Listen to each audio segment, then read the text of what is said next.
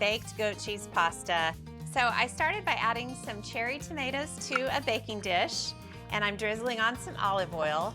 I added some garlic cloves that are sliced and some sliced shallots, and then oregano leaves, and then salt and pepper, and to give it a little interest, crushed red pepper flakes. So basically, the original feta version starts like this, and I'm tossing all of the tomatoes. And this is where I am departing. I've got 2 little 4-ounce logs of goat cheese, and I'm just nestling them in among the tomatoes. But the feta version just takes a big block of feta cheese and sticks it right on top. Then a little more olive oil, a little more crushed red pepper flakes, and then come to the oven. But how simple was that preparation? So easy. Wow. That's what's so popular about this recipe. So I'm putting it into a 425-degree oven for about 20 to 25 minutes until the tomatoes are roasted and that goat cheese is ooey and gooey. Okay. Wow. Oh, it sure smells good. Wow, look at that. Oh boy, those tomatoes look good. I have a feeling it's about to get even more magical. It is definitely gonna get more magical.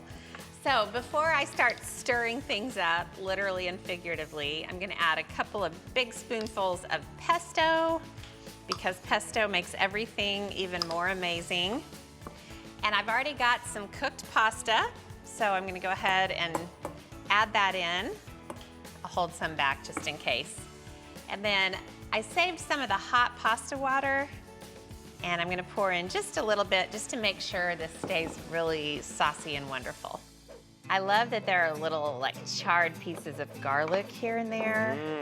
This is so easy to make. Can you believe that? The hardest thing was just walking over to the oven twice. I am exhausted from that combination of journeys. Okay, and then I have some basil, and I'll just tear it and put it on. All right, how does this look? Amazing. I'm gonna take a bite. Mauricio, you wanna try a bite? I'll try a bite. Here you go. It's got tomato and pasta and goat cheese. Ooh. That's really good. That's delicious. Oh, really, really good. I know you're a big fan of goat cheese. I am now. I certainly am now. This is a winner. I love it.